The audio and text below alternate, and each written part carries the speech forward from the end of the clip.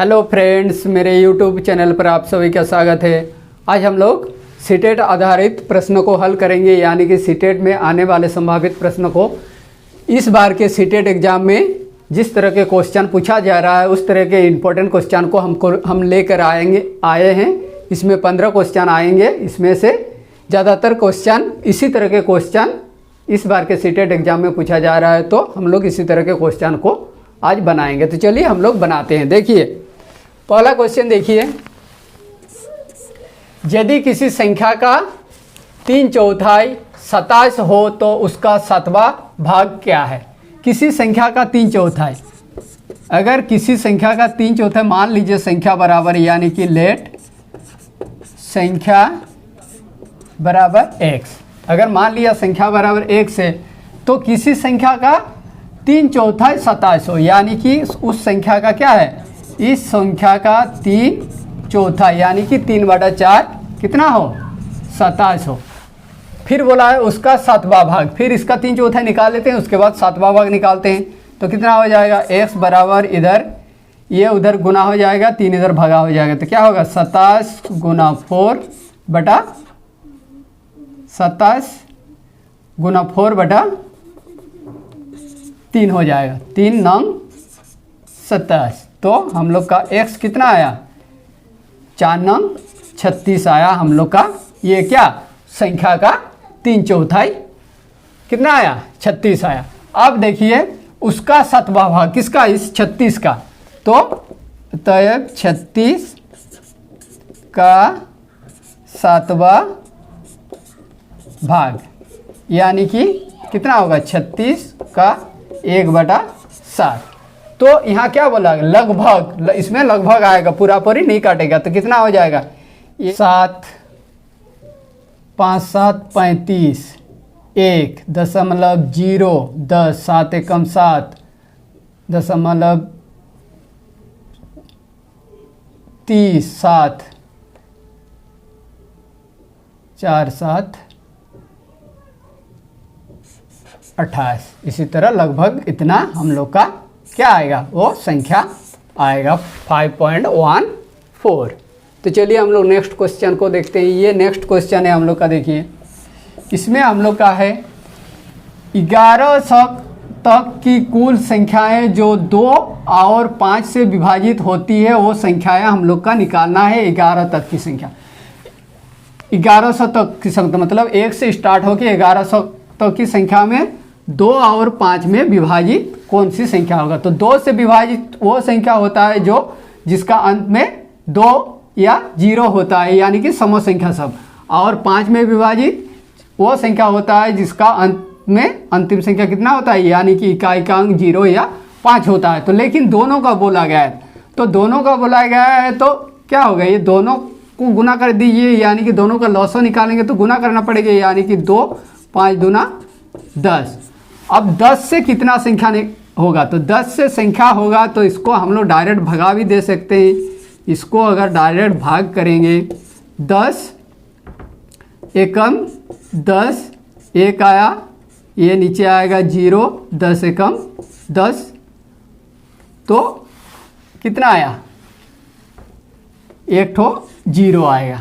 तो हम लोग का ये पूरा मिल गया, यानी कि 110 संख्या कितना 2 और 5 से, यानी कि 2 और 5 से क्या होगा, विभाजित होगा। 110 संख्या 2 और 5 से विभाजित होगा। इसी तरह का अगर क्वेश्चन है, इसी तरह का क्वेश्चन 1 या 2 पूछ ही रहा है, तो इसमें क्या होगा, अगर इतना में से इतना तक में कितना संख्या, एक में दिया था 2 या 5, 2 या 5, ये दोनों में भाग जाएगा, 2 और 5 में भाग जाएगा। अगर 2 में बोलता तो 2 से भाग देते, 5 में बोलता तो 5 में भाग देता है। अगर 2 या 5 में बोलता तो 2 का निकालते, फिर 5 का निकालते, फिर ये दोनों का उसमें घटा देते, तो हम लोग का वो भी आ जाता। तो इसी तरह का क्वेश्चन पूछा जा रहा है। तो चलिए हम लोग नेक्स्ट क्वेश्चन देखते हैं। देखिए ये वाला क्वेश्चन को देखिए, किन्हीं दो संख्याओं का योगफल उसके अंतर का 5/3 है। यदि योगफल 40 हो तो संख्याओं का अंतर, यानी कि दो संख्या है उसका अंतर क्या होगा, उसको हम लोग को निकालना है। देखिए इसको कैसे निकालते हैं। इसमें बोला गया दो संख्याओं के अंतर का 5/3 है। तो दो संख्या दिया हुआ नहीं है तो मानना पड़ेगा। मान लिया पहली संख्या x तो दूसरी y मान लिया जाए। अब क्या बोला है, उसके योगफल 40 हो। किसके? ये दो संख्याओं के, यानी कि प्रश्नों में दिया हुआ है, प्रश्न से इसके योगफल यानी कि x प्लस y के इसके योगफल कितना है, 40 है। अब देखिए 40 हो और यहाँ दो संख्याओं के योगफल, ये योगफल उसके अंतर का, किसके? इस संख्याओं के अंतर का 5/3, यानी कि संख्याओं के अंतर का कितना होगा, 5 इसको गुना का 5/3 कितना होगा, 40। ये प्रश्न में दिया हुआ है। अब देखिए तो क्या हो जाएगा, x माइनस वाई, ये इधर जाएगा तो क्या हो जाएगा 40, ये इधर गुना होगा 3, इधर नीचे 5 हो जाएगा। 5 5 8 40, तो x माइनस वाई कितना हो जाएगा, 3 8 24। और हम लोग को क्या निकालने बोला है, 40 हो तो संख्याओं का अंतर क्या होगा, संख्या कौन है x और y, उसका अंतर यानी कि माइनस x माइनस वाई कितना है, 24 है। तो इसका आंसर क्या हो जाएगा, 24 हो जाएगा। तो चलिए हम लोग नेक्स्ट क्वेश्चन देखते हैं, क्वेश्चन नंबर 4। इसमें क्या बोला गया है, इसको जोड़ने के लिए बोला गया है कि इसका मान कितना होगा। देखिए 2/1/2, 3/1/2, 5/1/2, 9/1/2। इसको कैसे, अगर पूर्ण वाला संख्या लंबा वाला लहे तो इसको पूर्णों को तोड़ के भी हम लोग कर सकते हैं। जैसे 2 दूना 4, 1 5/2, 3 दूना 6, 1 7/2। इसी तरह फिर भिन्नों का जोड़ घटाव कर सकते हैं। लेकिन इसको हम लोग डायरेक्ट भी कर सकते हैं। ये जो पूर्ण संख्या है इसको अलग से जोड़ देते हैं। देखिए 2 जोड़ 3 जोड़ 5 जोड़ 9, इसको अलग से जोड़ दिया। अब इसमें जो भिन्न वाला है उसको अलग से जोड़िए, 1/2 1/2 1/2 1/2। अब इसको जोड़िए, 9 5 14 15 16 17 18 19 हो गया। जोड़, इसको अगर जोड़ेंगे तो कितना हो जाएगा, ये 902 आएगा। ऊपर में जो होता है भिन्नों का जोड़ घटाव में हम लोग जो किए थे, 1 2 3 4 ठो है। अब देखिए 19 प्लस ये 4/2, 2 दूना 4, यानी कि 19 प्लस 2 यानी कि 21। ये तो इसका 4 नंबर क्वेश्चन, इसका हम लोग 3 वीडियो अपलोड कर चुके हैं। इस सीटेट 2021 इम्पोर्टेंट जो क्वेश्चन, संभावित क्वेश्चन का 3 वीडियो अपलोड कर दिए हैं। उसमें भी इस तरह का क्वेश्चन 2-1 गो बनाया गया है। तो इसी तरह के क्वेश्चन और आएंगे। तो इसमें हम लोग को अगर समय बचाना है तो इसी तरह हम लोग कर सकते हैं, नहीं तो अगर भिन्नों को तोड़ के भी, पूर्ण संख्या को तोड़ के भी हम लोग कर सकते हैं। तो बाकी वीडियो अगर नहीं देखे हैं तो वो वाला वीडियो भी आप लोग देख लीजिए। फिर सीटेट का देखिए क्वेश्चन नंबर 5, 3 अरेखीय बिंदु से होकर खींचे जाने वाले वृत्तों की संख्या, मतलब अरेखीय मतलब एक रेखा में नहीं। मान लो यहाँ एक बिंदु है, यहाँ एक बिंदु है और यहाँ एक बिंदु, तो तीनों बिंदु को लेके खींचे जाने वाले क्या होगा, तीनों बिंदु से खींचे जाने वाले कोई क्या होगा, एक वृत्त हो सकता है या 2 वृत्त हो सकता है। इसमें ऑप्शन दिया हुआ था 1 वृत्त, 2 वृत्त, 3 वृत्त, असंख्य वृत्त। तो इसमें क्या होगा, एक ही वृत्त में मैक्सिमम यानी मिनी, मतलब उसमें एक ही वृत्त हो सकता है, लेकिन नहीं भी हो सकता है। अगर इधर रहे तो इसमें तीनों को मिला के ऐसे करके वृत्त हो सकता है, या थोड़ा सा इधर करके ऐसे करेंगे तो ये भी इधर से मिला के एक वृत्त हो सकता है। तो इसमें क्या होगा, इसका आंसर हो जाएगा केवल एक ही वृत्त हो सकता है, यानी एक वृत्त बनेगा। अगर 3 असरेखीय बिंदु दिया हुआ रहे और तीनों को लेके कितना वृत्त बनाया जा सकता है, तो एक वृत्त बनाया जा सकता है। अब देखिए इसको, देखिए इसमें क्या हो, वृत्त पर स्थित किन्हीं 2 बिंदुओं से खींचा गया जाने वाला रेखा। वृत्त, मान लो ये वृत्त है, वृत्त से ये वृत्त के परिधि से 2 बिंदु से, मान लो ये बिंदु लिया और ये बिंदु लिया, तो इससे खींचा जाने वाले रेखा इसको क्या कहते हैं। या कोई भी बिंदु लो, यहाँ से और यहाँ से, ये इसका केंद्र है, तो यहाँ से ये भी हो सकता है।